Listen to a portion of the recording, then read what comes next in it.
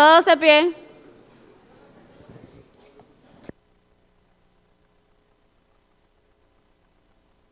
Gracias. Pueden sentarse, muy amables. Por favor. Gracias. Encarnación.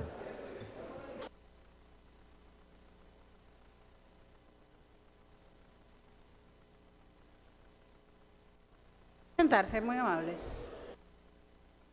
¿Nos colaboran con el silencio, por favor?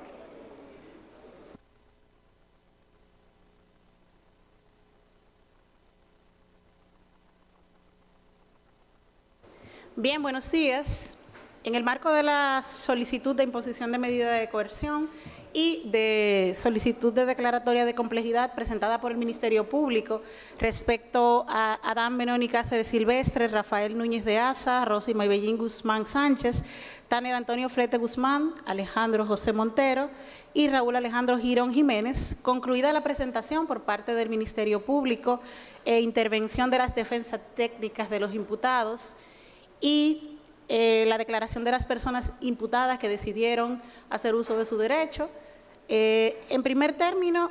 es preciso destacar el eje de discusión. En este caso, se va a evaluar la pertinencia de la solicitud de imposición de medida de coerción, la pertinencia o no, y la declaratoria de complejidad del mismo.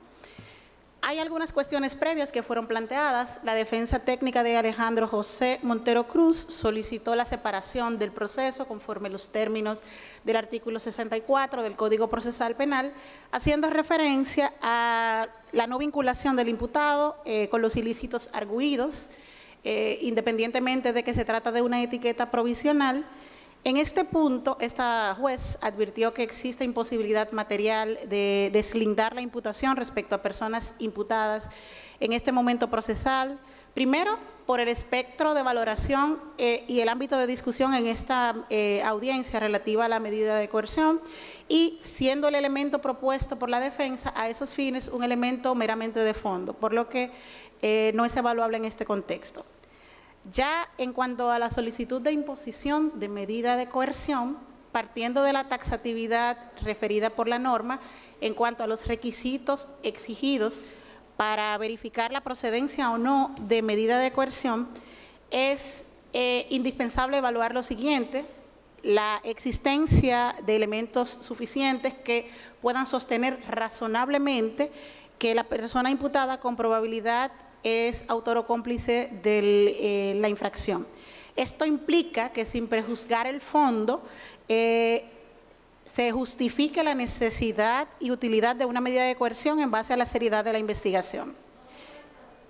En segundo término, el segundo elemento a considerar conforme la normativa procesal vigente es la existencia de riesgo de fuga que se desprenda en este caso acerca de la que persona imputada pudiera no someterse al procedimiento, y esto implica que sea justificada la necesidad, la utilidad de imponer alguna medida dada su carácter instrumental que sujete a las personas investigadas al proceso ante la existencia de algún riesgo. Y en tercer término, exige la norma que la infracción que se atribuya esté reprimida con penas privativas de libertad. Esto implica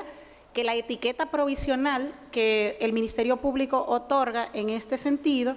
los tipos penales entrañan sanciones privativas de libertad. Innegablemente, esta jueza, al momento de evaluar esos presupuestos, debe examinar en cuanto al riesgo de fuga, circunstancias muy puntuales a que hace referencia la ley. Por ejemplo, las que tienen que ver con el arraigo en el país, el domicilio, la situación habitual, el asiento de familia, negocios, el comportamiento de la persona imputada, importancia del daño a resarcir, si existe algún riesgo en la obstaculización de los medios de prueba, riesgo para las víctimas, en fin, supuestos que están descritos de manera muy específica por la ley. A partir del examen de estos elementos a que he hecho referencia, se desprende lo siguiente. En principio, en primer término, de la cronología y sostén de la solicitud que aporta el Ministerio Público y sometida al examen por las partes que intervienen, del reporte inicial en el marco de la investigación se puede identificar que en cuanto a las personas investigadas, Adán Benoni Cáceres Silvestre, Rafael Núñez de Asa, Rosy Maybellín Guzmán Sánchez, Tanner Antonio Flete, Alejandro José Montero y Raúl Alejandro Girón Jiménez, se configuran elementos iniciales coherentes que, sin prejuzgar el fondo, razonablemente lo señala como probables autores o cómplices de los ilícitos investigados. Esto como primer supuesto. El segundo supuesto es que al examen de la calificación jurídica otorgada como etiqueta provisional por el Ministerio Público, si bien es una etiqueta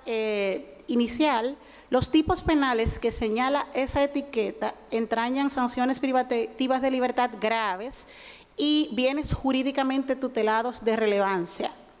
En cuanto al riesgo de fuga, las defensas técnicas de las personas imputadas, Adán Benoni Cáceres, Rafael Núñez de Asa, Rosy Maybellín Guzmán Flete y Tanner Flete Guzmán, así como la defensa técnica de Alejandro José Montero, aportaron al tribunal algunos documentos que dan cuenta de domicilios, relaciones familiares, sociales, refieren actividades profesionales y comerciales y la inexistencia de procesos penales pendientes, respectivamente. Sin embargo, estos, al ser evaluados cuantitativamente de cara al cuadro general planteado, se desprende que, de acuerdo a la naturaleza de la imputación, el riesgo de la obstaculización de los medios de prueba, en especial las de tipo testimonial, dada la naturaleza y la dinámica de los tipos penales investigados y de la cronología que sirve de marco a la investigación, resultan insuficientes para imponer las medidas que pide la defensa en atención a su propuesta. En cuanto al ciudadano Raúl Alejandro Girón, conforme a los términos del artículo 22 del Código Procesal Penal, el Ministerio Público, en uso de su facultad, realizó una petición distinta a la planteada respecto a los demás imputados, indicando que en cuanto a la medida debe ser distinta el arresto domiciliario, y advierte que en adición a esto, a la información de dónde se ejecutaría en caso que el tribunal admita esa medida, sea otorgado el tratamiento de información clasificada, identificando un riesgo potencial, indicando al Ministerio Público como órgano investigador. Examinada la configuración de presupuestos respecto a Raúl Alejandro Girón Jiménez, consistente de acuerdo a los motivos que expusimos, se advierte que, en principio, la tutela a los derechos fundamentales de las personas, independientemente de la medida de que trate, pues es responsabilidad del Estado habilitar las condiciones medios y estructuras para tutelarlos por su sola condición de sujeto de derechos. Y en ese marco, el cumplimiento de una medida de esa naturaleza no está exenta de ese resguardo, por lo que entiende pertinente y coherente la solicitud del Ministerio Público. Y en ese punto, la autorización que el manejo a la información del domicilio se daría, lo que implica confidencialidad en su utilización, no solo para fines de contacto a través de la Procuraduría General de la República como custodia del mismo por parte del Tribunal Control, sino para fines de convocatoria a través de la Procuraduría. En ese sentido, y en adición a lo antes planteado, ha solicitado el Ministerio Público la declaratoria de complejidad del proceso, conforme los términos del artículo 369 y 370, postura que fue rebatida por la defensa técnica, partiendo de que el impacto de esta declaratoria respecto a personas individualizadas o no individualizadas. En cuanto a ese aspecto, es preciso señalar que las reglas de complejidad no son un instituto procesal de impacto individual, sino que, en caso de ser acogido, esto impacta en el proceso, en los plazos para deliberación, en los aspectos relativos a la investigación y en los plazos procesales que son inherentes a todas las partes. Al examen de esto se desprende, en principio, de cara a los requisitos establecidos por la ley, la configuración de todos los presupuestos para declarar complejo el proceso. En primer término, porque a la fecha existe pluralidad de personas identificadas o individualizadas, pluralidad de conductas descritas por el investigador, si bien se trata de una etiqueta provisional, a la fecha entrañan unos tipos penales que en el corpus normativo de derecho internacional se refieren a tipos de naturaleza estructurada, cuyo abordaje investigativo y el ejercicio probatorio inclusive resulta distinto a las conductas y a la tramitación cotidiana de otras conductas existentes. Tomando en consideración esto, el tribunal ha decidido lo siguiente: en cuanto a la forma, acoge como buena y válida la solicitud del Ministerio Público en cuanto a la instancia por cumplir con los parámetros establecidos por la ley. En cuanto al fondo, declara aplicables las reglas para asuntos complejos estipulados en las disposiciones de los artículos 369 y 370 del Código Procesal Penal. En cuanto al fondo de la solicitud de imposición de medida de coerción, impone a los ciudadanos Adán Benoni Cáceres Silvestre, Rafael Núñez de Asa, Tanner Antonio Flete Guzmán y Alejandro José Montero Cruz, de generales que constan, la medida de coerción establecida en el numeral séptimo del artículo 226